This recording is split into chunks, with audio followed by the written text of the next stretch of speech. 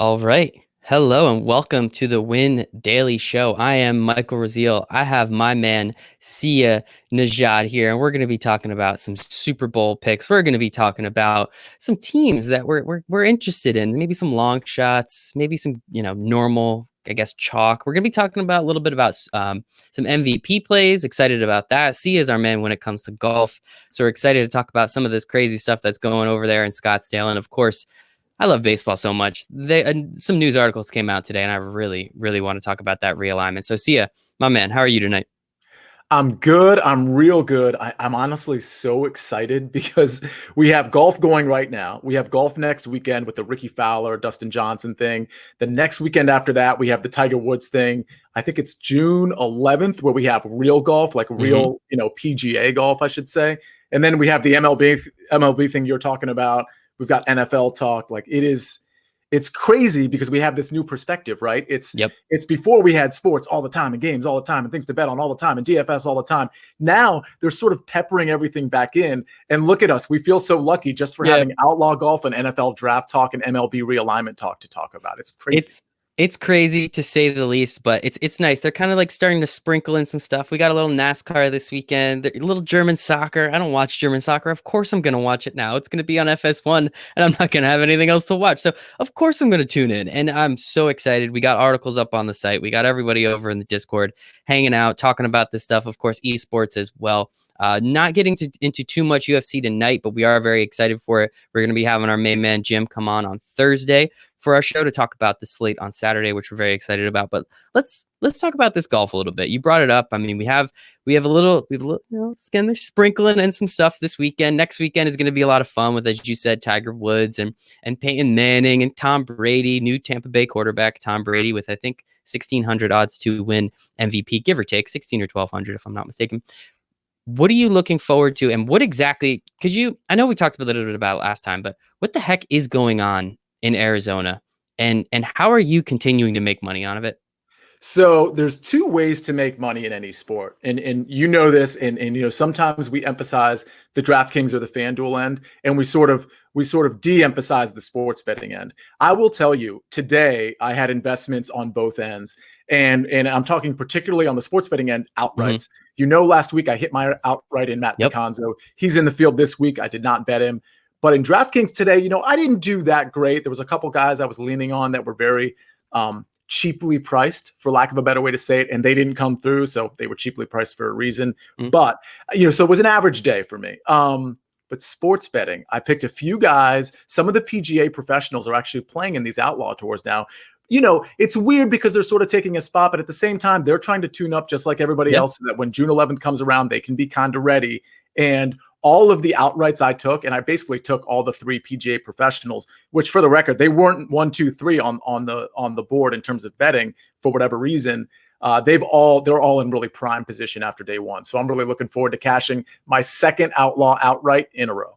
This guy, we should call you Outlaw Outright Sia Najad moving forward, man. I think it's got a little ring to it. And I mean, first off, how the heck did the three PGA professionals not be 1, 2, and 3? How was that? I'm real curious kind of how that works. If you have any insight, please let me know. But that just sounds like an oversight on a few people's eyes. It's a complete oversight. And this is the real beauty of this type of situation when not everybody has the relevant info. And by the way, on SiriusXM this last weekend, and we'll continue to do this, but we talked about week 1 lines in the NFL. The reason why week 1 lines are so important is because not everybody is caught up on the information. Everybody has sort of different interpretations of where teams stand before they even get a chance to see them play. So knowing that's why we really went through on Sunday, at least we went through every single line. I gave my picks for every single line. I had 3 or 4 best bets. I know you talked about the NFL on Saturday. So fast forward to your question. We have 3 PGA professionals. One was Joel Damon. He was like the outright favorite. I didn't invest much in him. He was more of a safety play for me. Everybody was all over Joel Damon. He's 3 shots back of the lead right now. So he's in decent position, but he's 3 shots back of Nate Lashley, who is a PGA Tour professional. He won last year on the tour, and he was, I believe, he started out at 30-1. It got bet all the way down to about 15-1. Unfortunately, that's where I got it. The point is, there were 3 outlaw guys that were ahead of Nate Lashley in the odds. And they're good for the Outlaw Tour, but frankly, they're not going to withstand a 3-day event against PGA professionals. Mm-hmm. So it was Kevin Streelman who I took at 12-1. It was Nate Lashley who I took, I believe it was 17-1. And then the safety play on Joel Damon, who was actually 6-1, partly because he shot a 58 in a practice round on a par 70. Whoa. So I get that. But listen, those things don't happen back to back. There's always regression in that regard. So I've actually got a decent amount riding on both Kevin Streelman and Nate Lashley. Lashley is -8. He's the leader. There's a couple guys at -6. Streelman and Damon are -5. So all three of those guys are in pole position. Well, I hope you just put it more than $10 down than you did, like you did last week when you won that outright as well. So I'm crossing my fingers for you, man. And you brought it up on Sirius. So we're both on Sirius with Jason, the Win Daily Show, 5 to 7 on Sirius XM. Fantasy Sports Channel. Obviously, we're trying to do a couple of these a week. We got the serious shows going.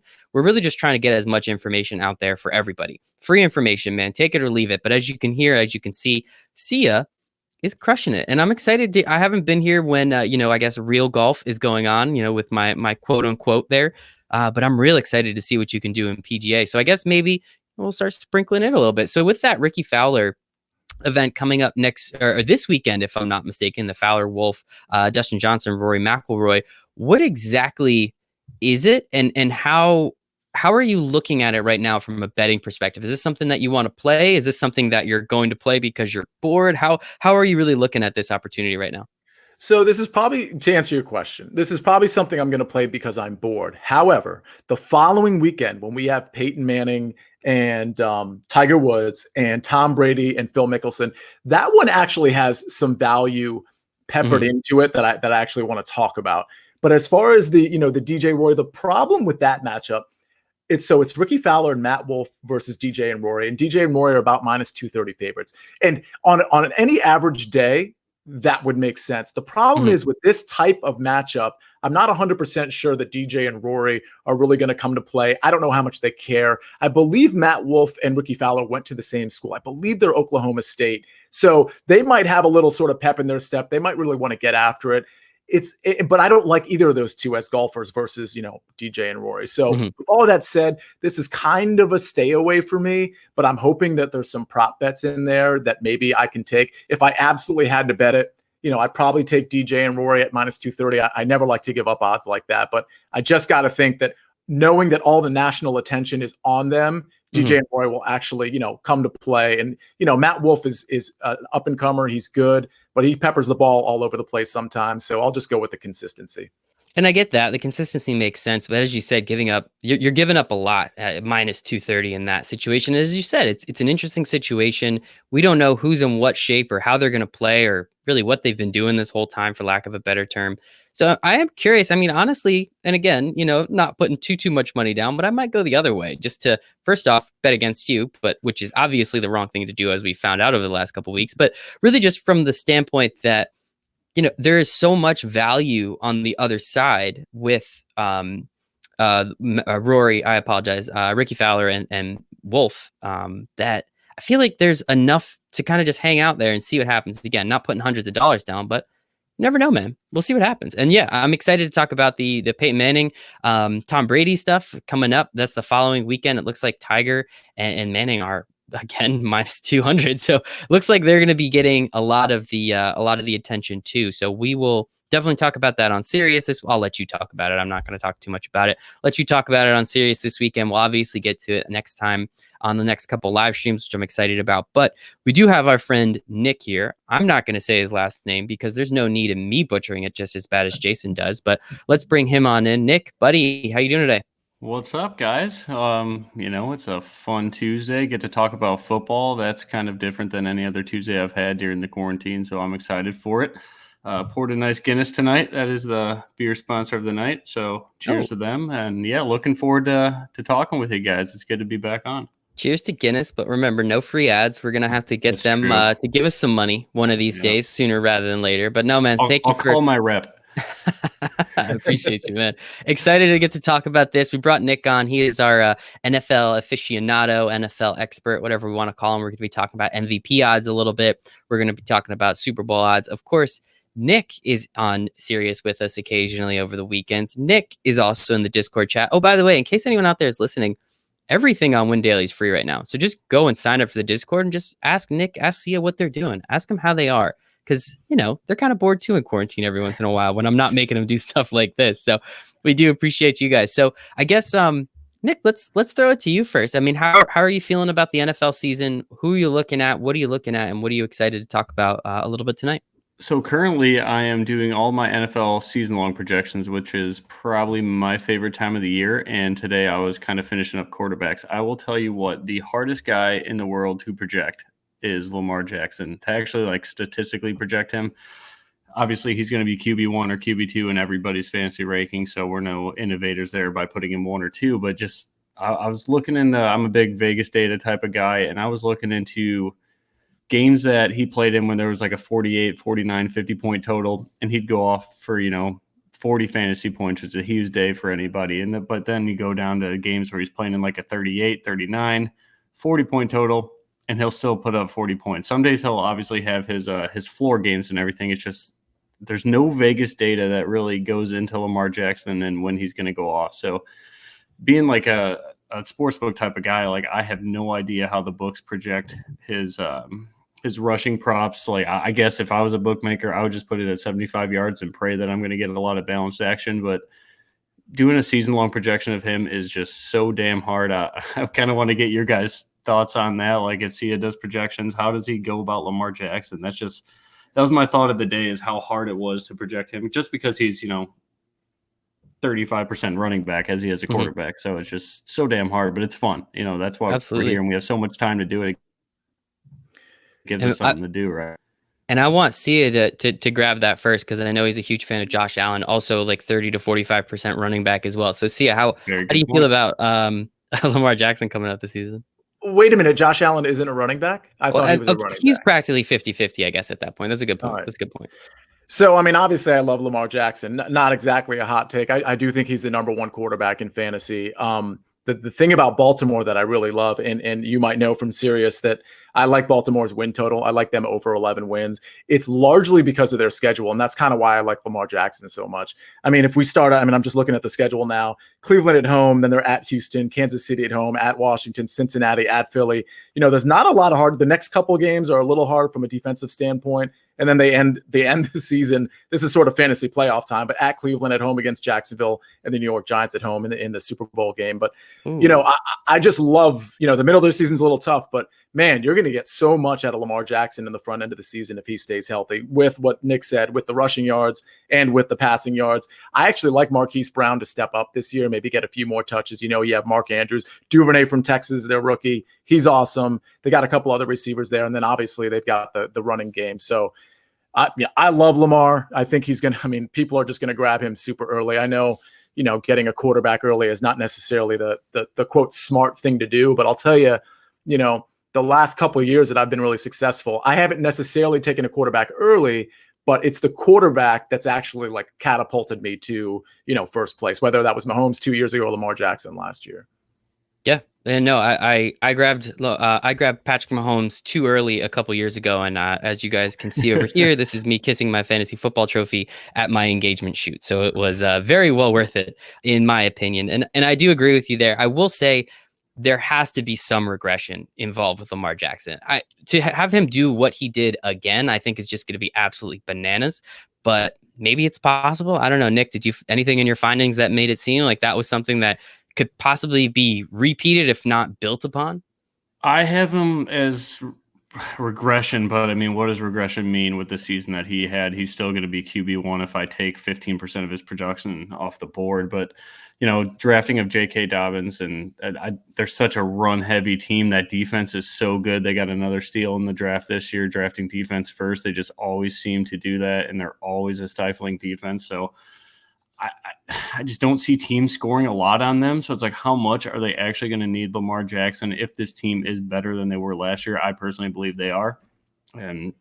But yeah, I have him right now as number 1. It was very close with Mahomes, but just the rushing yards of Lamar Jackson. And I think I had him for 4.5 rushing touchdowns, which is probably criminally low, but that's just value you cannot get elsewhere. So like Sia was saying, drafting quarterback early is quote unquote bad in the industry, but if you're getting a half running back too, and they're like, is it bad because we all reach for running backs early because we need that staple and that touchdown equity?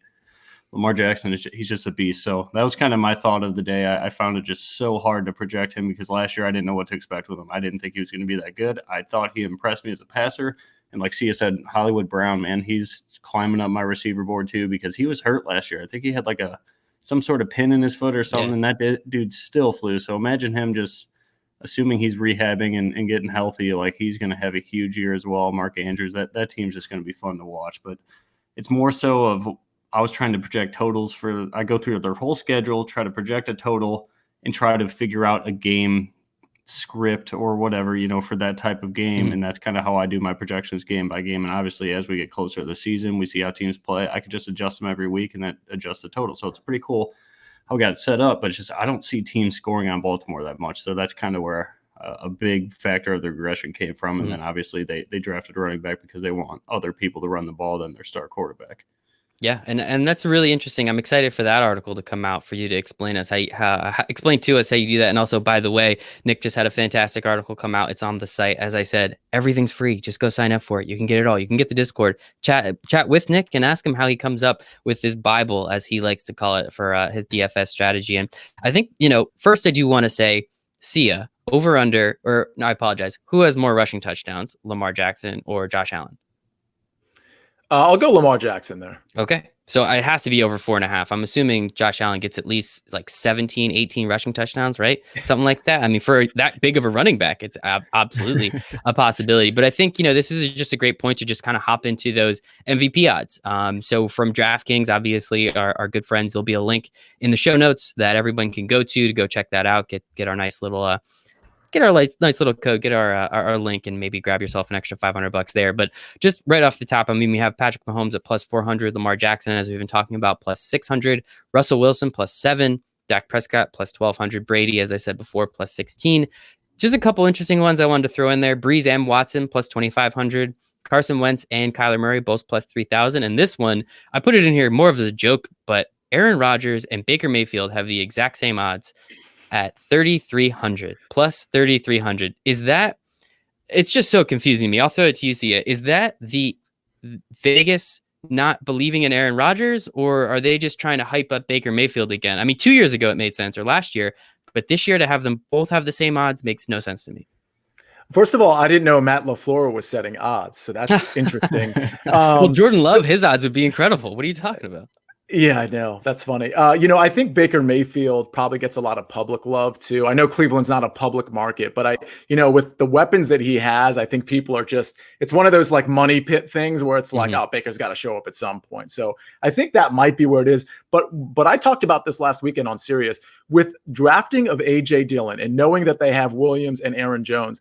This is going to be more of a running team than you've probably ever seen. I don't know if in part of the reason I'll say that Drew Brees is 25-1, which is interesting. I think there's some value in both Brees and Deshaun Watson there, but part of the reason he's there is because they sort of shifted to a running team a couple of years ago as well with Latavius Murray and Alvin Kamara. So I don't think Rodgers has really the upside to get that MVP, particularly in what, frankly, I think Green Bay's slightly watered down relative to what their record was last year. So I don't really see the value there, but to your point, the fact that Baker is on the same plateau as Rodgers is it makes me sad.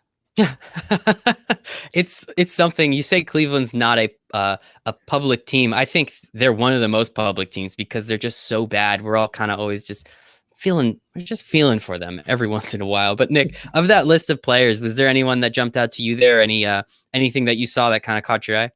No, it's certainly Rodgers. I mean, it blew my mind. I know he's getting old and everything, but we talked about it on the draft show. Like the Packers should, if they had a different draft, I guess. But let's say that team's still very competitive, and I think they're the favorites to win the NFC North. If they win the NFC North and can find a way to get to the Super Bowl, and I know that's supposedly not supposed to matter for the MVP award, but we as you saw here in our notes, it's 3 running backs in the last 20 years. Mostly it's always a quarterback. Mm-hmm. So I just think if the Packers go far and he has just a huge year, kind of stick it to the Packers type of thing, like I would never want to wake a demon in Aaron Rodgers. He's I still think he's one of the best quarterbacks in the NFL. He made so many sharp throws last year. He could still scramble. So if he stays healthy and that team could go far for 33 to 1 odds on Aaron Rodgers, like why would you not put 50 to $100 on that and win yourself a couple thousand? It just seems like that's where the value is. You could obviously put a lot more on Mahomes or Lamar Jackson and still find a way to kind of hedge out if you only made 3 bets. But I think I would do Mahomes at 4 to 1 just because that's still pretty good odds for probably the best player in the NFL. And then put, 50 to $100 on Rodgers, win a couple thousand, like I said. And then the other one I like a lot is more of a dart throw. It's my boy Phil Rivers, who I personally don't like as a player very much. I hate the way he throws, but I just think this is a perfect situation for him. If the Colts go far, they have such a great defense. And what I was looking at other MVP winning quarterbacks here, like Tom Brady in 2017, he threw for 4,500 yards, 32 touchdowns, and 8 interceptions. If Rivers can protect the ball, he's thrown for over 30 touchdowns many times, and he's always a staple for 4,500 yards. So I think if that Colts team has a hell of a season, I think that Rivers is going to have the numbers to put himself in the MVP conversation. It all just depends on what Lamar Jackson and Mahomes do, because it's probably their award to lose. Let's put it that way. But at 60 to 1 odds, I will definitely take Phil Rivers, who's finally on a winning team. In my opinion, should be the winning team. I think they're the favorite in that division. But those are my two. I don't really like playing the favorites that much. Russell Wilson, if you guys want to talk about the stat that you put on this sheet. Isn't it incredible? I heard that this morning. That's unbelievable. How? He has never gotten a single vote for MVP. And last year, the craziest thing to me was, like week 12, it was still kind of like, all right, is it Mahomes, or I apologize, is it Jackson? Is it Wilson? Russell Wilson's having all his magic. He wins that game at the Rams or in Seattle, where Greg Zuerlein misses like a 30-yard field goal or whatever it ends up being. And it's like, all right, Russell Wilson's got it. He had all those crazy throws, crazy plays. He has never received a single vote for MVP, which is just absolutely insane to me. Just a couple other notes. As you said, 3 running backs in the last 20 years have won. Every single other one has been quarterbacks. Just a couple here that were very interesting to me. 9 players have won it more than one time. 3 players have ever repeated. It happened 4 times. Peyton did it twice. So that's kind of talking about Mahomes and Jackson, talking about Brady a little bit. Rodgers, Brady, they both have won multiple. And MVP has never, Russell Wilson's never received an MVP vote. And Peyton Manning is the only player to ever win the MVP for 2 teams. So Tom Brady could potentially be the second to do that. But Sia, how are you looking? Who's someone that you're kind of high on? Who's someone that's kind of in the middle, and who are you throwing some darts at a dartboard? Or in Philip Rivers' case, throwing a shot put down a shot put hill or whatever. Yeah. So, a lot of times when I'm considering MVP odds, I actually look at the Super Bowl odds and I almost like try to see where the better value is. And I'll give you an example. So Deshaun Watson at 25 to 1. I actually don't love 25. I don't hate it either. I don't love 25 to 1. But if you remember me telling you the other day, and I understand how much of a dart throw this is, but the Texans to win the Super Bowl are 50 to 1.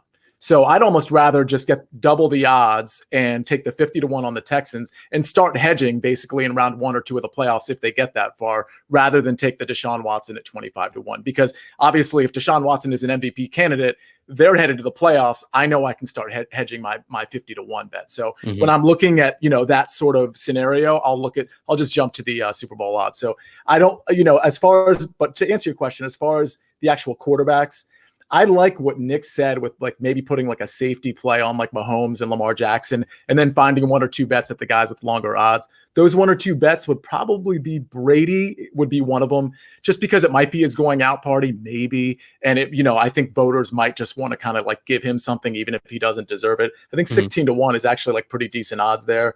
And then the other one would I probably agree with Aaron Rodgers at 33 to 1. I don't think he can do it, but 33 to 1 is good enough value for me to throw a few bucks down on. Yeah, and I think again, with the odds, I really like your strategy of kind of looking at the Super Bowl odds, because whoever wins MVP, it's 9 times out of 10, it's best player on the best team, right? Unless someone just has a spectacular season coming out of nowhere, it's usually just the quarterback on the best team, as long as their statistics are copacetic, I guess, for lack of a better term. As long as people can say, all right, yeah, I guess he deserves to win it. They were the best team. So it's always interesting to me. I'm a big Patrick Mahomes fan. I do think with him getting hurt last year, that didn't help. I think Lamar Jackson is going to get some regression. Nick, you made a great point. If you take 15% of his productivity away, he's still QB1. from last year, which is just an insane number when you think about it. But considering Patrick Mahomes threw for 5,050 touchdowns a couple years ago, if he comes close to that again, I think it's going to be his. So that's kind of a boring pick, I guess. I do think, the NFC East quarterbacks, as much as the NFC East sucks, they get a lot of publicity. Dak Prescott at 12-1 plus 1,200. He has an incredible receiving core. He's got one of the best running backs in the game, top 5 in my opinion, if not top 3. He's going to have the offense. The numbers are going to be there. I mean, he threw for an incredible amount of yards last year. They just were terrible in game. They made no sense. They'll drop 45 points on the Rams, and then they'll score 9 points against the Patriots or whatever. They just never made any sense to me. So I think he has some pretty good odds there. And then one that's really fun for me, Drew Lock, plus 7,000, 70-1 odds. I think, again, just what they did on offense for him, if they can just shore up that offensive line a little bit and he's not just getting hammered the whole time, I think that's going to be a really fun one to kind of watch during the season. Because as we've seen, a lot of the times it's that second year, either it's the sophomore slump or it's the sophomore bump. It seems like that's just kind of how it happens. Patrick Mahomes, I know he didn't play his rookie year, but he comes in his second year, lights it up. Lamar Jackson, decent his rookie year, comes in his second year, lights it up. So that's always an interesting play for me. I always kind of like looking at those. So it's very interesting. How do you guys feel about maybe Dak Prescott or Drew Lock? Sia, we'll start with you. I mean, I don't like Drew Lock as an MVP candidate because I just don't know how much they're going to unleash him. I do like the Broncos in general for all the reasons you were alluding to. So many offensive weapons. It's kind of ridiculous. You might recall I like their over of 7.5, their win total. After looking at the schedule, I don't love it quite as much because their schedule is pretty tough. But no, I'm a big Drew Lock fan. I said before that I kind of missed on Drew Lock, and I guess a lot of other people did too, because I didn't think he was particularly talented. The jury is still out on that one. Don't get me wrong, but I just love how he is in the pocket. I love his confidence. Nick, what do you got on that? Yeah, I was dead wrong on Drew Lock. I thought he'd just turn out after 2 or 3 starts, but yeah, he sits in the pocket well, climbs the pocket. That's something I love to see out of young quarterbacks, is climbing the pocket, and not like being, Mitch Trubisky. The second you get pressure, you just take off. But I mean, here at Win Daily, I feel like we are the 2020 Broncos bandwagon here. I love it. We're always talking about them, but I don't know if Drew Lock could be an MVP. But if that team could win some games, it's the same. It's the Phil Rivers aspect. It's got to go somewhere. So he's got to have a big year for that team to be very good, because I don't think their defense is going to be as good as we've seen in years past. But Fangio is going to have a good scheme every single week, so you can never write them out. They're going to be a tough team to beat.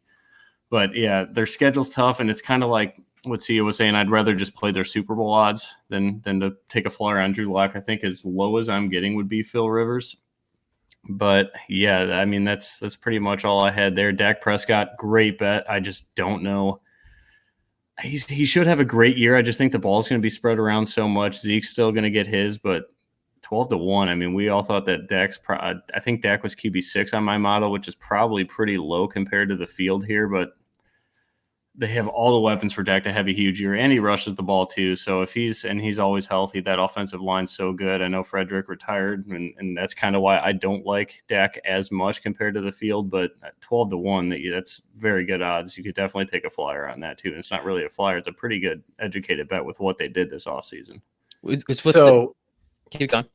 I was going to say the cool thing about Dak, sort of the unknown, and the reason why this has so much unknown upside, is because the coaching change, right? I mean, I know they have the same offensive coordinator, which is a little bit of surprise to me, but I really think maybe they could take advantage of Dak a little bit more with a different coaching regime. And so he definitely has the upside to do, I mean, last year it was just kind of a weird offense. And so I think with another year under the offensive coordinator's belt and a new coach, he definitely has the upside there. Yeah, and I think. Sorry. No. I was just going to say, with the Cowboys, you're always getting public perception too. They, no one really believes they're America's team except Cowboys fans. I always think that's kind of funny, but they're going to get on TV. They're literally, Troy Aikman and Joe Buck have, it seems like, every single one of their games. So if they're in it in any capacity, I think that's going to be a huge bump to him as well. What were you going to say, Nick? Yeah, great point there. Sia, with the new coaching staff. I mean, Mike McCarthy, he's had an MVP winning quarterback before, so maybe he could spark some magic again. It's worth the odds right there. I'd rather play Dak Prescott to win MVP than the Cowboys to win the Super Bowl. So it's kind of the same idea of Sia, just the other side of it. Mm-hmm. Yeah, 100%. I get that. 100%. I do love that. And then I guess let's talking about the Super Bowl a little bit. We talked about MVP odds. Talking about the Super Bowl a little bit, I'll just kind of go over some of the top ones here. We have the Chiefs at plus 400, so essentially exactly what Mahomes got. The Ravens at plus 7, which is essentially what Jackson got. The Niners at plus 1,000. Jimmy Garoppolo is nowhere to be found in those MVP odds. Bucks at 12 plus 12. Saints at 14-1. Cowboys 18-1. Eagles 20-1. And Patriots 22-1 plus 2,200. What kind of jumps at you guys? What kind of jumps out at you there, Nick? Some of those numbers just sound weird to me. Yeah, the Patriots, just seeing Belichick 22-1 is just wild, but I guess it's the Brady factor there, needless to say. And see, I that like number seems super high to me, though, personally. That's the crazy part. Yeah, no, very high. That's what I'm saying. Like, Belichick is a 22-1. Like, when's the last time that's happened in his career? Probably since, maybe the Matt Castle year, but Brady got hurt in the season, didn't he? So their preseason odds would have been very, very low, or high odds to win, let's say. But I like the Eagles a ton. I think that team is going to be so strong. I love that they got Jalen Hurts, because I think his role, it's not going to be to really play quarterback. But I was saying on the draft show, I think they're going to go back to that RPO that they ran so often in the red zone. And that's how Wentz ended up tearing his ACL. I think that was in LA maybe against the Rams. But I think that team's going to score a lot of points. That secondary was so bad last year. So hopefully they adjust that. They got pretty good towards the end of the year, actually. I know everybody was stacking against Philly, and they really buttoned up the defense there at the end of the year. But 20-1 odds on a coaching staff that knows how to get it done. Wentz is healthy, and that offense should be all right. I just, Alshon Jeffrey, is he their wide receiver one? That guy may play 6 games. So that's what I don't necessarily like, but I trust the coaching staff here. That would be my bet. It's not necessarily the Eagles. It's just the Eagles coaching staff that I would back at 20-1, because if I lose it, whatever. But if you put $10 to win 200, that's worth the risk, in my opinion, worth the watch. And then you could adjust towards the end of the year. And then the Niners, I think that they're my favorite team. I just love, not my favorite team, but my favorite bet there at 10-1. I just love Kyle Shanahan. I think that him blowing that lead probably eats at him every single night. That dude's just a gamer. We see that in Tom Brady. We see it in his eyes when he runs on the field. I see that in Shanahan as a coach. I just love that. So I'll take them in that defense at 10-1 for sure. And it's the fact that they didn't really lose anybody. They lose DeForest Buckner, but they immediately replace him with Javon Kinlaw out of South Carolina, if I'm not mistaken. They trade away their starting running back in Matt Breida, and they're like, yeah, we'll take a 5th-round draft pick for you. It doesn't matter. Kyle Shanahan does not care about running backs. They all work in his system. So I agree with you, man. That is one of my favorites as well, just considering, it's very difficult for a team to come back after losing a Super Bowl, but at the same time, they didn't really lose anybody. Like we saw with the Rams a couple years ago. We've been talking about it a little bit. The Rams were decimated by offseason moves. 49ers didn't really lose too many people. So I think that part's pretty important as well. Sia, what stands out to you on that, on the Super Bowl odds? So I like the Niners. I like them more now that the schedule is out, rather than, listen, we all knew who each team was playing, as of a couple months ago. But when you get to look at the schedule and you get to see when teams are playing, it actually sort of helps you sort of map out how good a team is going to do. So if you look at San Francisco's schedule, and again, I didn't love their Super Bowl odds in the beginning before the schedule was out, because I just think the NFC is so much more competitive. It's so much more top heavy than the AFC. I think in the AFC you have 2 to 4 teams. In the NFC, I think you have 6 to 8 teams that could really potentially make a Super Bowl run. But let's look at San Francisco's schedule. They start out with Arizona, but it's at San Francisco. Then the Jets, the Giants, Philly, which could be hard, the Miami Dolphins, and the Rams. Like, that's their first 6 games. I mean, they could be 6-0 there, but probably 5-1. The middle of their schedule gets hard, and then the end of the schedule gets really easy again. So it, like, as competitive as the NFC might be, San Francisco is a lock to make the playoffs. And knowing the Kyle Shanahan factor is huge. I think, I said this last week, Michael, when we were talking, Kyle Shanahan's the second best coach in the NFL. If we put Belichick sort of in his own camp, which I think he sort of deserves, even if his mind might not be as sophisticated as Kyle's. I think Kyle is such a good coach. He's so good with the offense. They have all the tools on defense. They have all the tools on offense. And even when they don't have the tools on offense, Kyle Shanahan can turn them into very relevant pieces. So no, I like San Francisco at 10-1. I don't love it because I think the NFC is so competitive. If I was going to really try to dig for value, I like the Eagles, but I also like the Cowboys, which is a little counterintuitive because they're in the same division, but I think they both make the playoffs. And therefore, if they're in the playoffs at 18-1 and at 20-1, I think I like both of their odds. I think both of those offenses are going to be very good. The Cowboys offense is going to be better, but the Eagles make up for it on the defensive end. So both of those teams in the playoffs with the Niners, I like all 3 of their odds. I completely agree. I mean, you say it's counterintuitive, but at the same time, the Eagles and Cowboys, essentially, if they just split with each other, they each go 5-1 in the division. I don't see either of them losing to the Giants. I don't see either of them losing to the Redskins. I know you like the Redskins defensive line, but I don't think the rest of the team is capable of really holding up at this point. I mean, I know, Nick, you loved having Scary Terry against Ronald Darby, if I'm not mistaken, a little bit last year. Now they're on the same team, though. Yeah, I was just about to say, but now Ronald Darby is he's going to be a shell of himself now in Washington. So it's definitely going to be exciting to see. I mean, I think, again, 49ers at 10-1 is great. Eagles 20-1. I think it's fantastic. You guys got to talk to me. We got a couple, I guess, some more darts or shot puts, as we like to say. Nick, I see you have the Colts. Man, what is with you and the Colts? I just kind of know. What is it? I guess I don't know. It's just seriously everything I'm doing in the projection model. I have them just winning so many games. I think I had them for 10 wins. I love that defense. I love Frank Reich. I don't know. I just think that team is loaded. If when T.Y. Hilton misses games, I think that Pittman's going to be ready to go. Like, it's going to take him a couple games. I wouldn't reach on him in your season-long drafts or play him week 1, week 2 of DFS. That team is just so deep.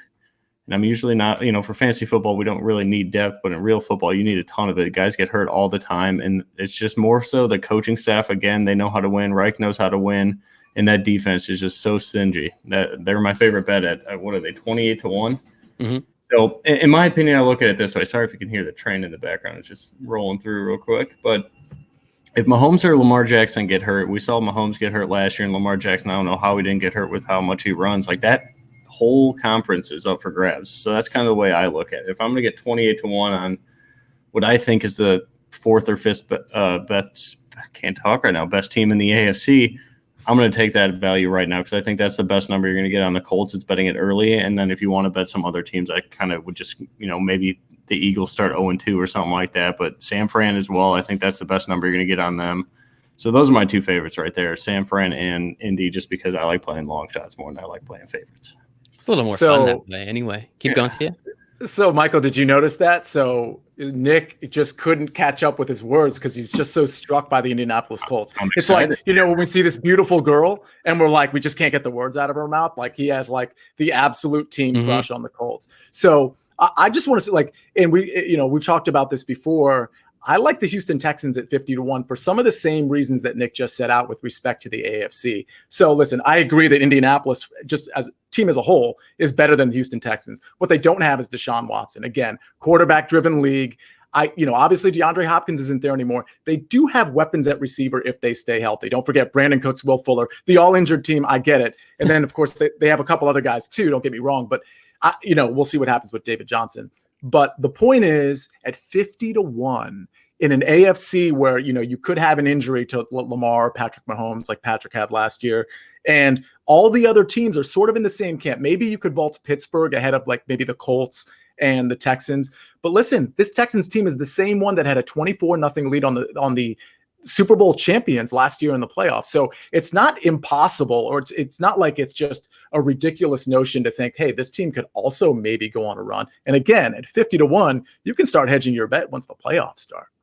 It's Deshaun Watson is incredible. We have here in the comments, Deshaun Watson at 28-1 to win the MVP. I mean, again, you lose DeAndre Hopkins, and that he doesn't let the ball drop. If it comes anywhere near him, it's a catch. It's almost automatic. So it's incredible. But I do think, again, losing your number one receiver is going to be hard. As you already put it, the all injured wide receiving core, not even a question there. It's not when Will Fuller gets hurt, it's at what step does his hamstring finally say, you know what, I'm good for this season. That's just kind of what it is with him. Week 3, because I always draft him. I always get him super late, and he's incredible. And then he just falls off, or he does nothing. He blows up. Everyone picks him up, and he goes down the next week. It's kind of just the specific timing with him, I think. And Brandon Cook, same thing. I mean, it's unfortunate, but what week does his head decide? This is the week I'm going to get concussed. It's unfortunate, but that's just kind of the way it's been with him recently. And so I don't know. I love watching him play. I don't know what's going to happen there. It's interesting to me. And Nick, you bring up the point about the Colts. They're both. Ironically enough, I don't know, the Texans and the Colts are obviously in the same division. Doesn't hurt that the Jags and the Titans are in the division. I don't think the Titans are going to do what they did last year. I think the Jaguars are going to be terrible again because it's just what they do. Yep. But the AFC is wide open. After those top two teams, the Patriots aren't the Patriots, so we at least have to see what happens there. And I think, the Colts were on an absolute tear in the first half of last year. their entire team gets hurt. Marlon Mack gets hurt. They can't run the ball anymore. Jacoby Brissett becomes very pedestrian. Maybe a slight upgrade to Phillip Rivers, maybe a slight upgrade with Jonathan Taylor tailback, and we'll see what happens there. But I like both of them. And Nick, I'm making fun of you because you keep picking the Colts, but I kind of threw in the Broncos again just because I thought it was funny. If Drew Lock does what I think he could potentially do, again, because the AFC is so wide open, because we get that extra playoff spot, I would not be surprised if someone gets hot at the right time. I mean, that's kind of what the playoffs are. Who's hottest at the right time? We've seen that multiple times. We saw that with the Packers a few years ago, the Giants a few years ago, the Eagles a few years ago. So it's really just who's hottest. And, at that point, if they're one of the teams that can get hot at the right spot, you just never know. And if you have a quarterback playing at a very high level, anything's a possibility at that point.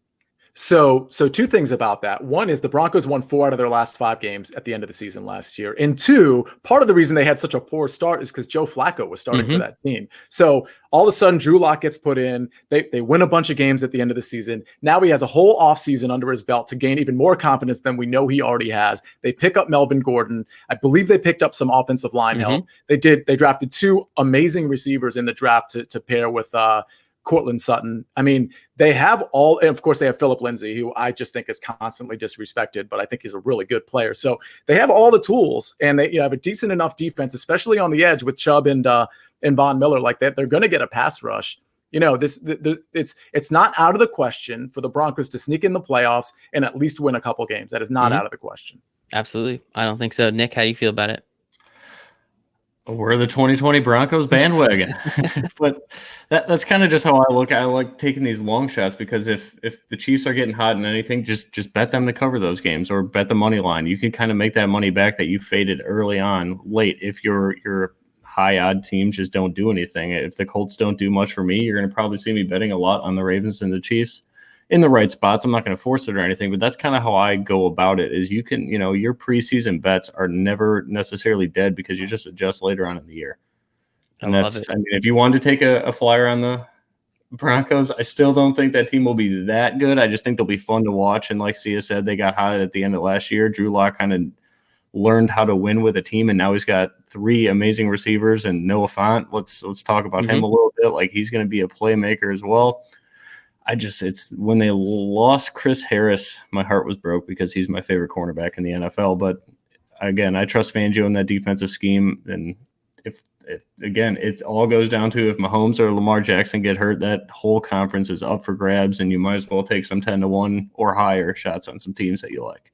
And I think one thing that we're not gonna get used to it until it happens, but that 7th playoff team. I mean, last year it would have been the 8-8 Steelers in the AFC. It would have been the 9-7 Rams in the NFC. And just like, again, it's just get in. You never know what can happen. Football is such a weird sport. You can have a good matchup. You can just have things fall your way. Just weird fumble luck. I mean, the Ravens, what they did to the Titans last year, Lamar Jackson put up like 500 yards of offense. They just had 3 turnovers. And they were just weird turnovers that they didn't make all year. And all of a sudden now they're down 10 or 14 points, whatever it was. And they could just never climb out of that hole. And hand up if it was you, but did either of you guys think that the Ravens were worse than the Titans, even while watching that game outside of those turnovers? I didn't. I don't know. It was just a weird game, but I don't know, man. I'm excited for it. And so, Nick, we really appreciate you hopping on with us tonight. Thank you so much again. Make sure to go to the Discord. Get in Nick's ear. Ask him some questions about football, about MLB, what he's doing, how he's liking his Guinness tonight. That's very, very important. It looks like he's let it sit a little while. So it really did. No? Well, no, I mean, like it's probably at the perfect end. That is the way we're going to end it with Nick. Nick, we appreciate you. Nick, where can everyone find you on the internet? It is at StixPicks, StixPicks. And yeah, like Michael said there, anytime, just add me on Discord, add me on Twitter. I'm always happy to help right now, especially when I'm doing my season-long stuff. If you're doing some best ball drafts or anything that's football related, I would love to help you out if you need some help. Or if you like a player that maybe I'm not necessarily touting, let me know. Let me know why. I'd be more than happy to talk to you about it because, as you all know, we got a lot of free time right now. But thanks for having me, boys. I really enjoy it. We'll do this often, hopefully, for the next couple of months. And get ready for football and look for our projections for season long to be out maybe the end of this week, if not for sure the end of next. So I'm excited to get those out to you guys. And one last thing. Oh, I'm sorry. Yeah, I was going to say, Nick, I think we might hear you on SiriusXM Radio Fantasy Sports Channel this weekend as well. Absolutely. I'm here all weekend. I'm excited to talk football. Hopefully some baseball too. I know today the MLB PA is not happy with the owner, so I don't know. That's the latest I got from my guys on the inside, but hopefully they can figure it out because we need some sports that we're watching right now. I even watched UFC last weekend, and I don't even like that stuff. But that's how bored I am. Me neither. But again, Nick's got a great article out there on NFL DFS, how he consistently, I think is a good word we're going to use, makes money. So Nick, we appreciate your time today, brother. Look forward to you on this weekend. And honestly, we'll probably have you on every week coming up. Why not? You're awesome. Love it. Take care, guys. Thanks for having me. Appreciate you, man. Nick. Awesome. Well, yeah, thank you to Nick for hanging out with us for a little bit there. I think that's great. He's such a smart dude. Really do appreciate his insight on all this stuff. I can't wait this year. This is the first time I'm going to get to hang out with Nick and get to pick his brain a little bit on what's going on in fantasy football. So maybe, cross my fingers, I'm going to be able to bring home one of those trophies or maybe a takedown or two. How's that sound to you? So listen, I can tell you from my own experience being around some ESPN guys and some CBS guys who are all really great at what they do. Nick's knowledge base and his analysis is absolutely next level. I mean, it truly is. I like to think, mine is as well, but I hear Nick and I all of a sudden think to myself, well, I think I need to step up my game a little bit. So yeah. I honestly can't candidly sincerely think that about Nick, that like if you actually hit him up on Win Daly's Discord channel, or you hit him up at Six Picks on Twitter, or you just digest his Bible, or whatever and it's really thought out. He doesn't just kind of throw something at a dartboard and hope it's right. It is really well thought out. So I'm so excited to be working with him this year. It really is. I got to read that article before we put it down, and I was just like, oh my gosh, I might just keep this one for myself and just forget to let that one get posted. But no, it's out there, so definitely check it out. I'll make sure that's in the show notes as well, so everyone can check that out. So last thing I want to talk about, or we want to talk about a little bit, Nick brought it up. Definitely excited. I mean, the MLB 82-game season potential, it got, as Nick was saying, the MLB PA came out with something. The owners agreed to it. I don't really understand why everyone's so angry, in my opinion. Maybe you can help out with the legalese a little bit. I don't know how deep you dove into it, but just a couple things. I mean, they're looking at a 50-50 revenue split, which is unprecedented in major sports. I don't think anywhere is a 50-50 split. The owners normally have at least a couple percentage points on that side. In terms of teams that will play each other, the East teams will play the East team. So we'll still have the AL and the NL, which is definitely something, but we're going to have the East teams. The AL East play the NL East, the AL Central, NL Central, and obviously the West versus West. They're going to expand the playoffs a little bit to a 14-team playoff with 4 wild card teams from each league, which would be pretty fun. Home park, if governments allow it. If not, there's going to be spring training. There's going to be neutral sites. We already know California, if I'm not mistaken, Washington have already come down and said, hey, no one's hanging out here until at least September, which, I mean, I'm not in the government. Seems kind of weird to do something 6 months out, but hey, you got to be safe. I understand what's going on there. Active rosters go up to 30, most likely a DH in the NL. I mean, how much do you care about baseball, I guess, Sia? And what does this sound like to you moving forward if this is going to be feasible for the MLB to do something like this? So first of all, my best sports betting is in Major League Baseball. Like my most profitable sport, and it's a little ironic because I really invest way more time in the NFL and golf, but I really am successful in Major League Baseball. So I've sort of been itching for it to come back. So I'm excited. I'm excited about what this is. And as far as feasibility, I think it's super feasible. There are some localities and some cities that just, don't want to have the mental burden or the weight of potentially having, people congregate on these terms. Honestly, I think just like you said, to bar something that's 3 or 4 months out is maybe not the best play. We have to understand what we're dealing with here, just from a feasibility standpoint.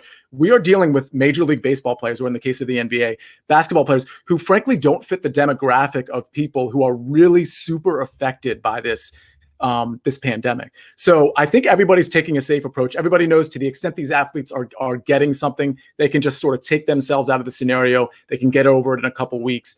And, I hate to sound flippant about it, but the statistics actually bear it out. If you actually look at the statistics in terms of the age ranges that are affected by this, it's generally 65 and up and 55 and up. But 54 and below, they're really not getting affected as much. So I really think this is feasible for all sports, as long as you take the proper precautions, particularly with that compromised age class, which you might find some coaches in there as well.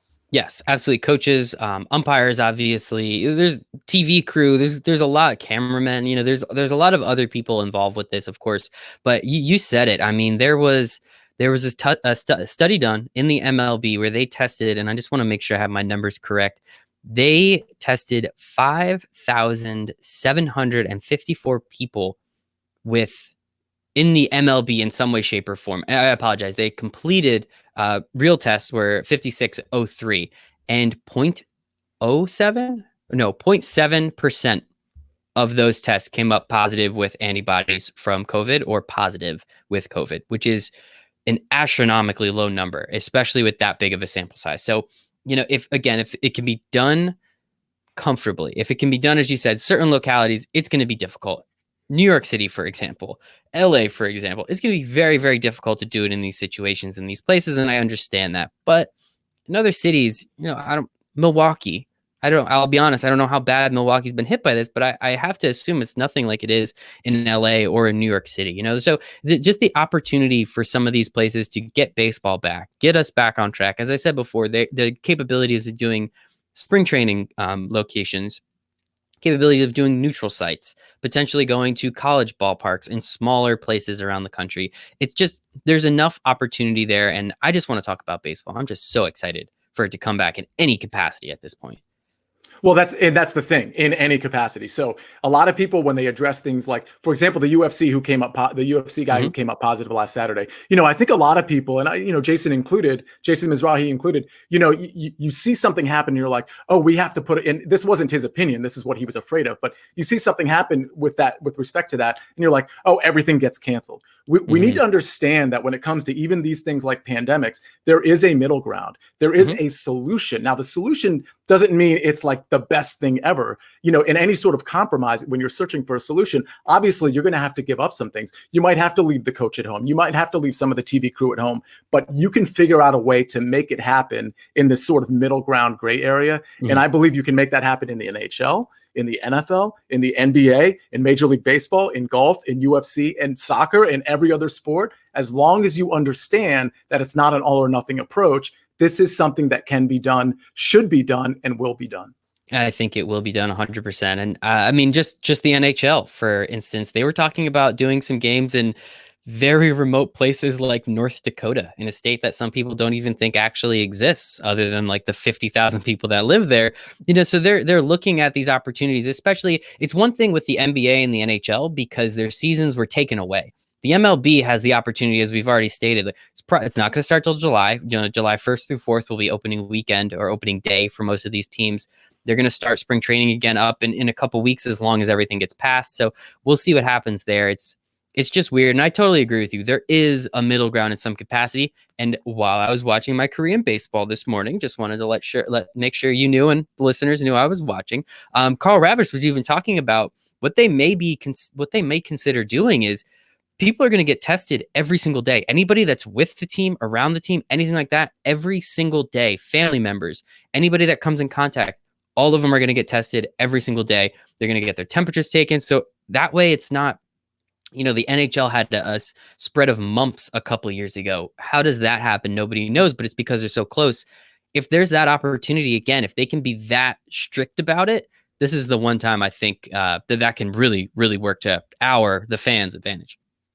Yeah, to the country's advantage. Yeah, I mean, I think even non-sports people are sort of yearning for this to come back because it is a symbol of hope. I mean, it truly is. It might sound ridiculous to some people, but having sports come back, I think emboldens people, not necessarily to go out and not be careful and not social distance, but emboldens people to like look ahead and say to themselves, oh, there is a light at the end of the tunnel. Like things are slowly trickling back. Things are slowly happening, capturing my attention. I love it. I'm excited about it. Beacon of hope, you make a good point. I mean, really, when all of this hit was when Rudy Gobert tested positive. That same night, Tom Hanks came out. He said, hey, I have it. Once that kind of happened and once sports stopped, way more people started taking it seriously, myself included. The whole time I was like, nah, it's going to be fine. Just give me March Madness. Everything's going to be cool. Okay, no fans. It's going to suck, but I'm still going to want to see it. And then all of a sudden, snap of your fingers, 2 days later, everything's canceled, everything's suspended, and nothing was able to go on anymore, which is crazy. And so I just have a couple questions here, just regarding some of these games. If the East plays the East, we're going to have the Marlins against the Rays. And I know you're a betting man, and I know you're a man from Florida. how many games in a row would the Rays and Marlins have to play before actually 0 fans show up to that game? You mean in the pandemic or just in general? Just in general. How many games would they have to play? All 6 people that are showing up on a regular basis. How many games in a row would the Marlins and Rays have to play before none of them come back? The over-under set at 3. Wow. 3. Yeah. My goodness. I mean, you can hear a pin drop in those stadiums. It's true. It's true, man. It's true. I would say they have to have had a 4-game series in recent memory, right? And I'm sure the 4th game people showed up to. So I'm going to take the over on that. I think you're giving me some money, but I don't know how many more games over that will be. And that's just a fun little joke we like to play from people in South Florida and their baseball. But one thing I am excited about, if this does happen again, East playing East. So we got Mets versus Yankees all the time. Central versus Central. We got Cubs and White Sox. That's going to be a blast. West versus West. We're going to have the 2 LA teams. How cool would it be if we get to watch on a semi-regular basis Walker Buehler, Clayton Kershaw going up against Mike Trout and Anthony Rendon? How much more fun are we going to have watching that on a consistent basis than the Oakland Athletics playing the Astros or whatever the matchup might be? Hey, let's be real. You're a New York guy. I know you're a big Giants fan. I don't know if it's Mets or Yankees for you, but Mets. Okay, so Mets Yankees. I'm a Washington D.C. guy. Mets Yankees is one of those things. Like that's like kind of like the Yankees Red Sox. It's just one of those things where, remember back in the 80s. Well, you don't because you're so young. I'll tell you, back in the 80s when Mike Tyson would come out to the ring and just like get ready to enter the ring, there was a certain like adrenaline rush that you would get, a certain feeling, like almost like a goosebump feeling where you're like, oh my God, this is such a big moment. That's what Yankees Mets games would feel like, especially in the wake of this pandemic, and especially with people just itching for like real sports, for lack of a better way to say it, to come back. Mets Yankees, especially with the Mets pitching staff, they are going to contend with the Yankees. They're not a doormat this year. You know that better than anybody. I think I took the over. I think they're at 60 or 80. 84 or 86 wins. I think I took the over back when that came out. Obviously, with only playing 82 games, that bet would lose immediately. So we'll have to see. And I'm kind of excited, too, to see how it's structured, to see what those team totals are looking like, what some of the odds are to make the playoffs, to win the division. So that part I'm pretty excited about. But it's just the fact that it's going to be a weird year. Obviously, everything's been weird for the last 2 months plus at this point. Let's just make it weirder, man. Give me like 9 or 10 Mets Yankees games. Let's watch the Chicago White Sox play against, I don't know, whoever's in the NL Central, just consistently the St. Louis Cardinals. There we go. That's a weird ass game that I guess I'll watch a lot. So it's going to be interesting. It's going to be crazy. I'm just excited for any type of sports really at this point, and we'll see with what happens in the MLB. Man, it's going to be crazy, and it looks like I might have actually lost Sia. Sia, did I lose you or did you lose me? I guess we'll see if he pops back in, but I'm excited for it. It should be an absolute blast. We'll see what's going on. Just trying to see if did I lose Sia or did Sia lose me? No, it looks like Sia lost me. All right. Well, appreciate everybody. This has been an absolute blast.